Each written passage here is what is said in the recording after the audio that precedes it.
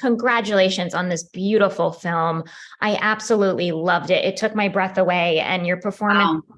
truly, your performance was so profoundly complex and nuanced. Wow. Thank you.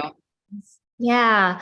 Can you talk a little bit about finding the delicate balance between Gina's genuine sincerity and her survival instincts and strategies in a way?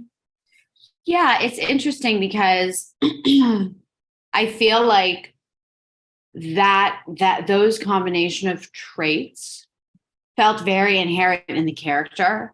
So I felt like the way Stewart, the director and writer, wrote the character, it was sort of up to me to do the work, come up with as detailed of a backstory as possible. So it took Gina from being a character to just being a human being. That those traits almost came through organically. Do you know what I mean? And I felt like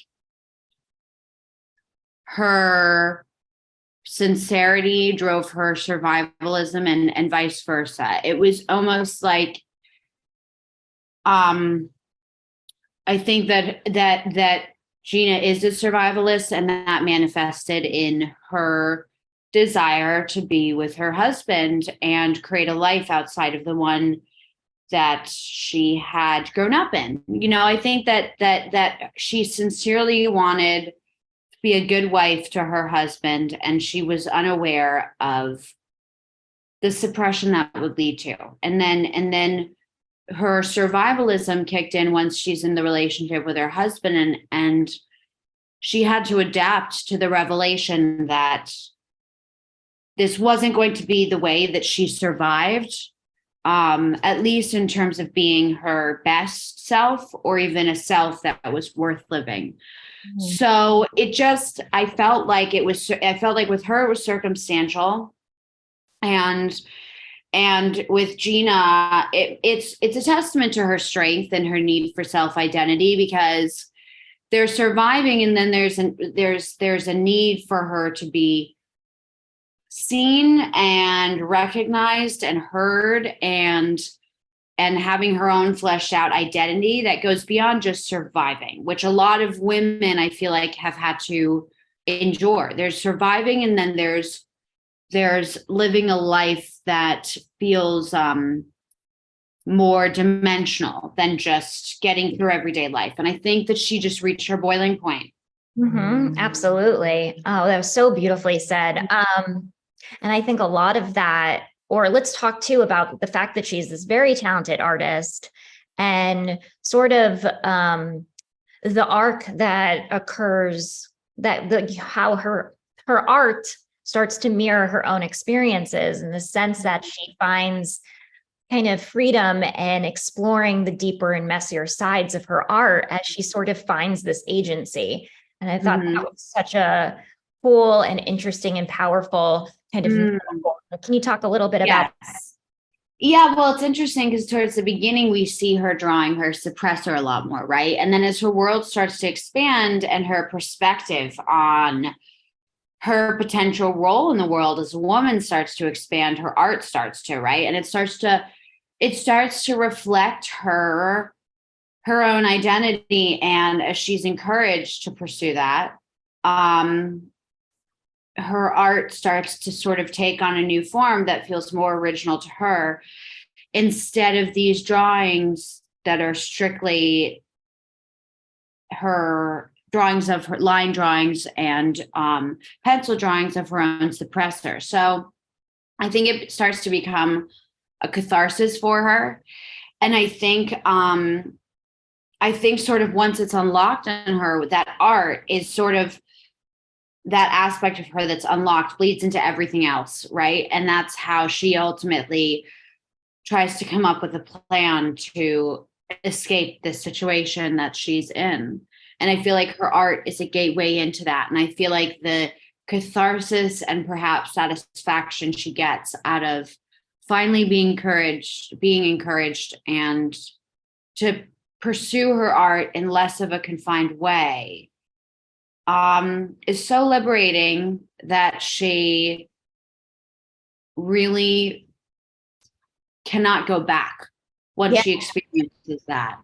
Oh, yeah. I mean, it was extremely liberating to watch as well. And it's so interesting because, when we first see her art, I mean, you can see that she has talent, but it's very much confined to what her idea of, you know, talent looks like, what beauty Right. looks like, this kind of conventional, which there's nothing necessarily bad about that, like that is beautiful in its way, but it's a very boxed in beauty. And then we see her release this, and it's the embracing the messiness of life and kind of feeling empowered in that. And it was just, it was awesome. I mean, I loved it. Yeah, you can feel in the beginning that she's just like, you can see if she's hiding certain aspects of herself, and it's, I think in a way every woman can relate to that, and I think it's heartbreaking, and with her it's exemplified in such an extreme degree that when she starts to try and transcend that and try and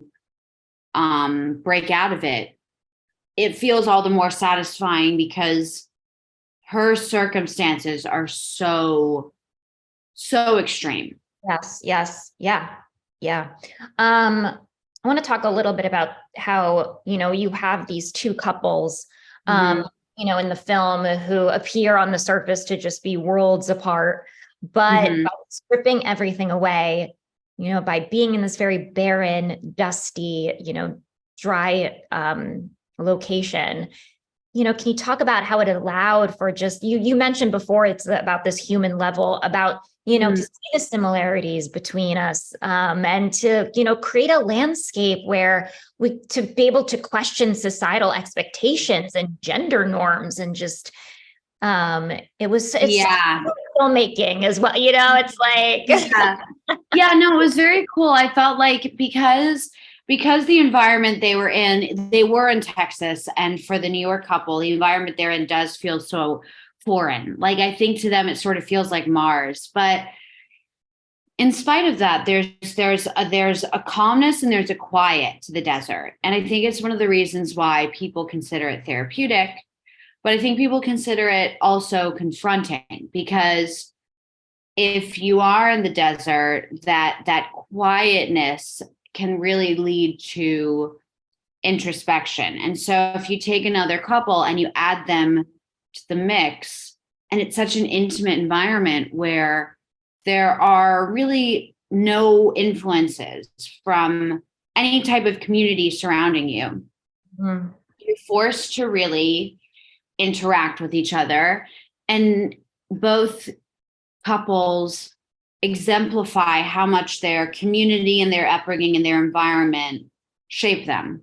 mm, And so I think for Gina, she's been raised in such a specific environment that is not conducive to who she can be and the full potential of what any woman can be, really. You kind of get the sense that perhaps she's been raised in a community that's got somewhat of an antiquated notion of women, that especially because she is playing the housewife or trailer wife in this scenario, and that is initially okay to be her one defining role. And I think she believes that because I think she finds love, and I think that she and Clyde trauma bond, and I think it's easy to become intoxicated with that.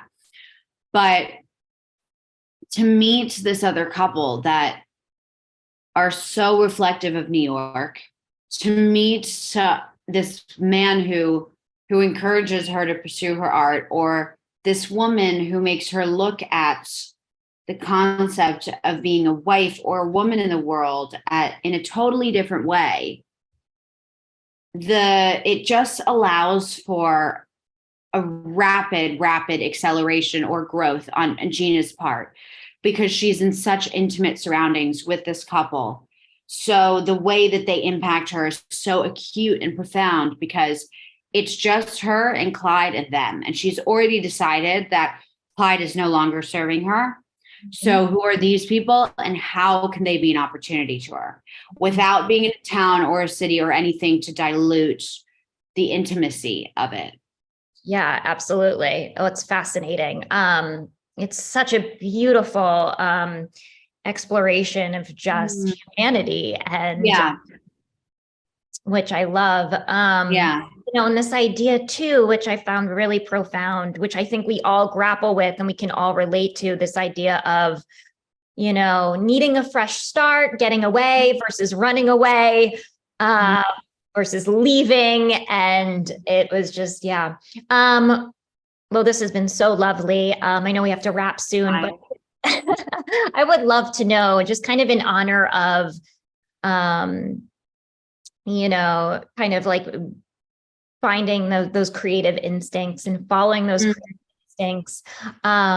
What did stepping into Gina's shoes and working on this project teach you about your kind of creative instincts? Interesting. Well, I felt like it seems like sort of a superficial, trivial thing, but I had not had the experience of working with an accent before. So naturally, when you've not done something before, it can be intimidating. So I jumped in with a dialect coach, just so I could get it just right and really, really get granular with it and make sure that when I got to set, that was something that I wasn't thinking about. And that made me feel like a different human once I really started to adopt the accent and really felt second nature. But really, I feel like what was really interesting was I had to kind of remember consistently that in spite of the fact that I was born and raised in New York City, and the mentality of the other couple and the mentality of the wife of Amaya was more similar to my own upbringing, and you know what I mean? That was the world that I was from. And it was so fascinating to have to really strip that away and really try and sympathize with someone who had grown up without access to any of the things that I grew up with, and still find so many things that I related to, and still found that there's this very, very interesting, I think, archetype for young women who are trying to figure out their identity. And although Gina might have a suppressor and live on a commune in Texas, it felt like to me there was no version of a young woman who didn't feel like she had to transcend or fight against or resist some sort of societal version that one had been conforming to, but in some people pleasing tendency. Even if you're raised in New York City and it just made me aware of how many things, how many sort of systemic things exist, and how I always thought I grew up in New York City. And so therefore I grew up around feminism and I'm really lucky. But sometimes that can make it just as difficult or trickier if it's underlying and not explicit, and it's very systemic. Do you know what I mean? I do. So it was just the weird parallels. It was like, wow, I've really looked at these upbringings as being totally different things, and there are always parallels you can find, and that we've kind of got a long way to go. 100%. I think it's this idea too, where there's not just one box that women are put in. There's a million boxes, and depending on where you're from or where you're coming from, that box can look different, but it's still a box. Exactly. And it does seem like we feel like we're progressing, but we're just sort of like switching the box and renaming the box. Yes. And, reality, I think that's why films like this and performances like this are so crucial, as they allow us to eliminate any notion or any label made, right, and just strip it all down and see these characters on a human level, which is like kind of what you said is just beautiful. I'm so glad. I'm so glad, because the less things are taboo, the more they're just sort of depicted in film and TV, the more they're a part of the conversation. Absolutely. Oh, I mean, nothing better. That's the magic of storytelling. Thank you, Erin. Exactly. Thank you. Thank you. Thank you. And congratulations again.